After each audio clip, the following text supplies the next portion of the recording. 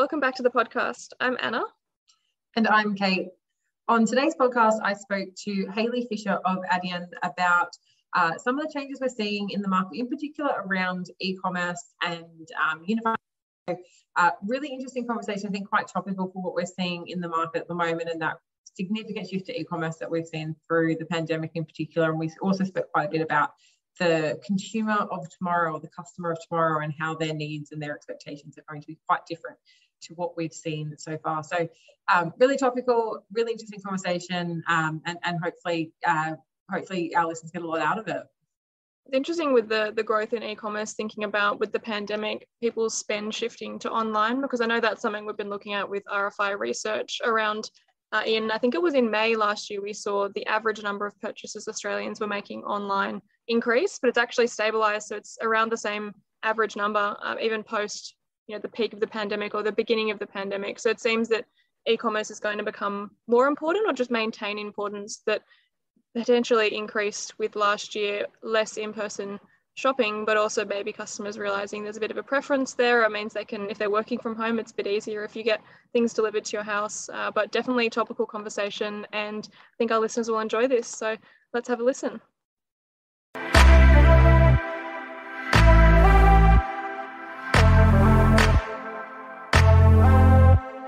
Welcome back to the podcast. In today's episode, we're joined by Hayley Fisher, Country Manager for Australia and New Zealand for Adyen. Hayley, welcome to the podcast. Oh, hi, Kate. Thanks for having me. It's great to have you here. I'm really looking forward to our discussion today. So we've got a couple of topics that we'll be covering off, talking about some of the changing consumer behavior that we're seeing, the rise of e-commerce, talking about unified commerce as well. Really interesting topics, and I'm really excited to hear what you have to say. But why don't you start off by telling us a little bit about yourself and your background? Sure. So I'm Hayley Fisher, and I'm the Country Manager for Australia and New Zealand at Adyen. And I've been at Adyen for just over 3 years, and previously heading up commercial partnerships, so working with our payment method partners across New Zealand and Australia. Prior to Adyen, I've spent the last 15 years in commercial and leadership roles, working for payment companies and also platform companies, both here in Australia, the UK, and the US. And now I have the fortunate role to lead and grow the Adyen Australia and New Zealand team, and we're fully focused on helping Australian and New Zealand merchants grow their businesses. Great. And for those who maybe aren't so familiar with Adyen, do you want to tell us a little bit about what Adyen does, and in particular the problem that Adyen is solving for your customers? Sure. So we are the payments platform of choice, so for many of the world's leading companies. And what we do is we provide a modern end-to-end infrastructure. So our platform connects directly into Visa and MasterCard and all consumers' globally preferred payment methods. And we help enterprise merchants deliver payments across online, mobile, and in-store. And whether that's Australian retailers, including Lorna Jane, Aesop, and Kogan, but also global merchants, including merchants like Facebook, Uber, and Spotify. And we solve a number of challenges for merchants, but a key one that we're solving is providing merchants a singular view of their customer, regardless of the channel, regardless of the country. And this really just gives merchants a rich data insight and view of their customers. And this means that they can better meet their customers' expectations, whether it's providing loyalty, whether it's helping them buy online and return in store, just facilitating anything regarding terms of payments to help them grow and understand their business better. I think at the moment that's just so important, having that complete view of customer, having the right data to be able to meet your customers' needs as well. And we'll definitely get into that. I'm really looking forward to hearing your thoughts on that piece. But what I did want to start off with was just stepping back a little bit and thinking about some of the changes that we're seeing at the moment, this massive explosion in online shopping that we've seen really accelerated by the pandemic. I'd be curious to know, how do you think that has impacted on customers' expectations of e-commerce? How have they changed as a result of the pandemic? Yeah, I think it's fascinating in terms of the data, in terms of e-commerce spending here in Australia. So we've seen the latest data by the ABS. A record of $44.2 billion was spent online in August alone. And that's one of the highest, I think it's the highest record or the biggest number they've seen since they started tracking it. So Australians are loving to spend online, and we absolutely expect that to continue as well. We think one of the expectations is when they move online and they stay online, we think retailers need to think about how they are engaging with their shoppers and what they can expect from the brand. And if we also think about that, so when shoppers start returning in store, are they receiving that same experience in store that they're having online? And I think we can all appreciate that consumers are starved for contact, right? So we're all expecting a little bit of more personalization. We're spending more customized experience when we're shopping online. And we think that's absolutely set to continue. That's such a great point, that we're now having our expectations set by digital rather than the other way around. And the expectations customers have of their favorite stores is going to continue regardless of how they shop with them. But yeah, increasingly it's going to be sort of digital first, personalized. And then how do you get that through to an in-store experience? And maybe customers will be happy to do everything online from going forward. Yeah, absolutely. I love when you think about the other way as well. So when you're buying online, then you go in store, it's like, can I pay with the same payment method that I've used online? Can I ensure that I'm capturing my loyal data so I'm being recognized and I get those points, etc.? So having that seamless one view is the expectation consumers have. So I think that's the role of retailers and also payment providers to help merchants to solve that.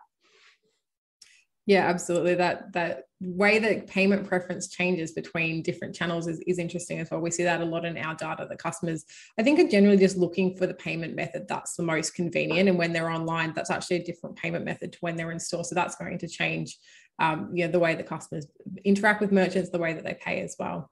Absolutely.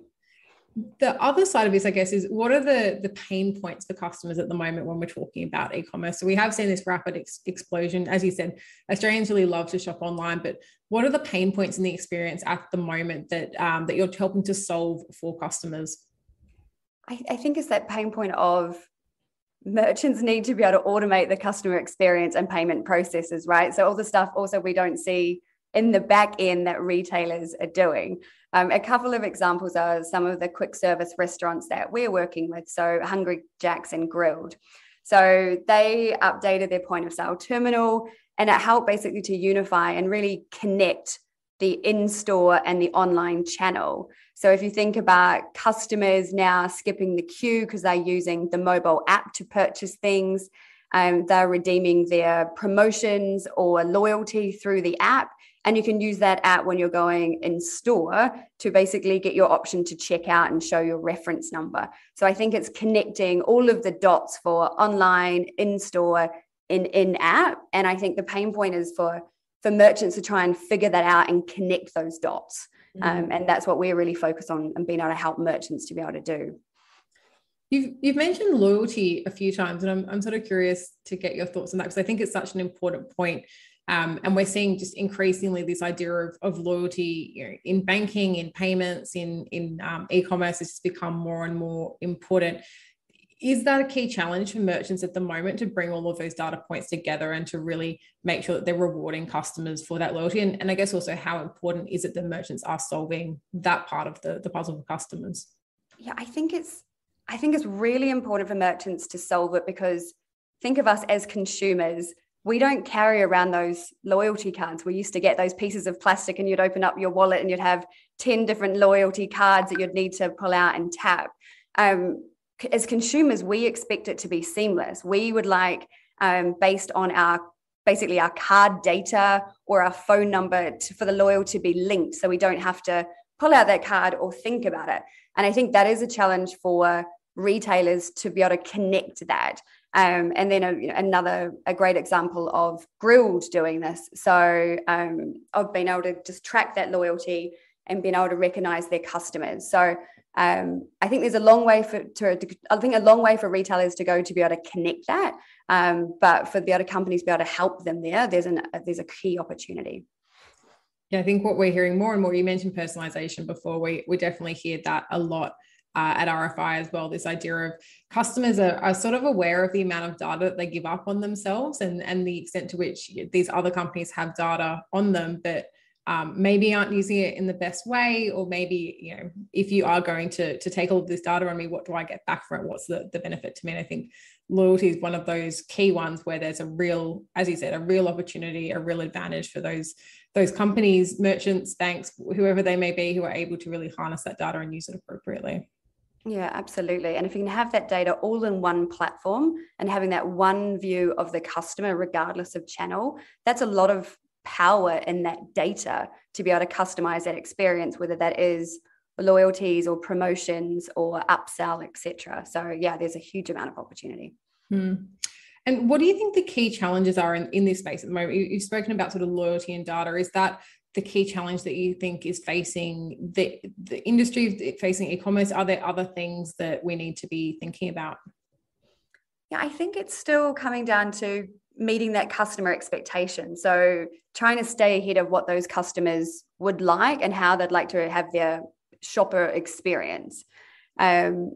Other things we think about is in terms of adopting new technology. So whether that's using things like a pay by link, whether that's using a QR code in store, consumers all want to pay the way that they want to pay, the way and the method they want to pay, whether that's via app or online or in store. And I think that's one of the challenges that we need to ensure that we're meeting for retailers. Yeah, giving customers choice, I think, is quite an important one. The other question I had just around sort of e-commerce and how we're seeing Australian shoppers change, and I think we're probably seeing this globally as well, this shift towards digital. But how different is the customer of tomorrow going to be, the shopper of tomorrow? Will they be radically different to you know how we pay and how we shop at the moment? And to what extent do businesses really be needing to prepare for that? Yeah, I think this goes along with the moving into a cashless society, right? So moving over to more mobile-powered digital checkouts.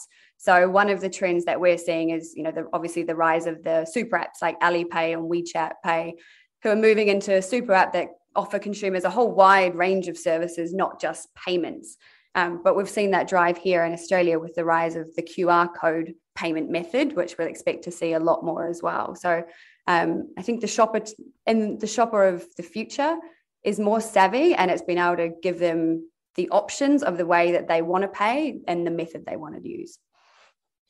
QR code is one that comes up a lot for us internally as well, whether we've seen it just explode in Asian markets and not really take off in Australia. But you have to think that as we've just gone through 12 months of everyone signing in with QR codes all the time, that maybe that will change customer behavior and expectations. And EFTPOS launching QR codes and having more information in a QR code, more payment experience, maybe that's the key to getting customers to start using QR codes. I'm curious if you've got any thoughts on whether QR codes will work in a market like Australia. I think we've seen great examples of QR codes working. So things like QR codes for pay at table. So a lot of the restaurants and bars using that now. And I think, as you said, with the Australian Payments Plus supporting the code to support QR codes across the three platforms going forwards, I think we'll see more and more examples of all different types of verticals using QR code going forwards, because it's going to become everyday consumer behavior now. Yeah, it's such a radical change. I think we kind of think, we're going more digital, we're doing things in different ways, but the QR codes is one that if you said to me 2 years ago, will consumers in Australia use QR codes, I would have said absolutely not. But we're in a very different position now, I think. Yeah, absolutely. I think we changed a lot of views from 2 years ago to now, right? We have, haven't we? The other topic I really wanted to get into is unified commerce. Can you talk a little bit about what unified commerce is and how it changes the payment experience for customers and merchants? And I've touched on this a little bit already, but maybe for listeners who maybe don't know what that term means, could give a bit of an overview for us. Absolutely, Kate. And unified commerce is our favorite term. So we talk about this all the time. So, I mean, some of our research has shown that merchants who have unified commerce, which is the ability to bring together payments in store, online, and in-app, and see all that data in one platform, in one singular view, those merchants are becoming more resilient to changing shopper regulations and consumer expectations. So having that unified commerce view, one view of the customer, is giving really deep and actionable insights to allow merchants to really deliver better consumer experiences. And, we've seen just phenomenal examples of merchants using that and really just raising the consumer experience. I think the follow-up to that, of course, is this something that customers are going to start to expect from merchants? I would say yes, because as a consumer, we want to see that singular experience, right? Let me rephrase that. We absolutely would accept. As a consumer, we expect to have the same experience online or in store. And why shouldn't we expect that? So I think that's the challenge for merchants and retailers, to be able to offer that and really be consistent across their offering.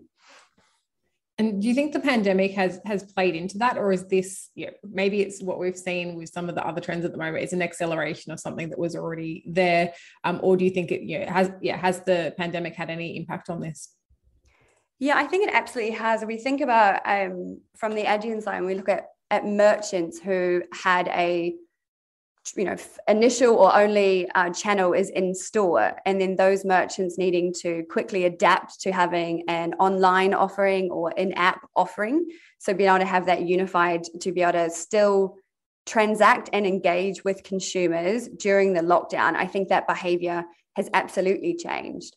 A great example is our merchant Inku. So during the lockdowns, they launched a product that we offer called Pay by Link, which is a seamless way to create a link, and you can use that link to transact, engage with a consumer, whether that's on an email or a social channel, and allow the consumer to easily pay using any of the payment methods they choose to complete the transaction. So it meant that Inku still got to engage with their customers during this time, whether it's social, etc., and being able to keep transacting. And we've seen that type of technology, which had a great uptake during the pandemic, but is still being used now by lots of merchants. So it isn't something that was just used that time. It's something that they added and now they keep using, outside and post-pandemic as well. And that omni-channel element just becomes so much more important at the moment, as we're all still doing things digitally, but trying to get back to in-person as well, I imagine. Absolutely.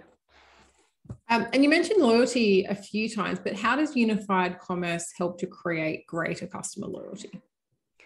So unified commerce it's giving you that one view of the customer. So if your customer is shopping across all channels, a great example of if your customer is shopping online and then in store, you'd be able to use the rich data to be able to see that a customer may be spending more when they shop online compared with in store. So therefore, they're tracked by using their card, and then you could be able to target them in terms of promotions, etc., for specifically online promotions.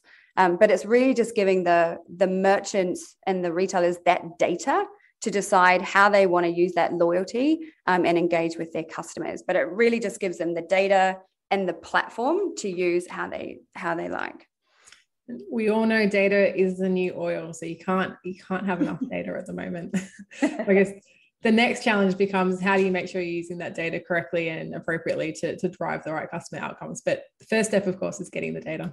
Absolutely. And you mentioned one before, but also just curious to know about best practice examples you've seen of businesses using unified commerce to deliver better customer solutions. And maybe also in other markets, is there anything you've seen where this has really worked and really delivered a great customer outcome, either for the merchant or for their end customer?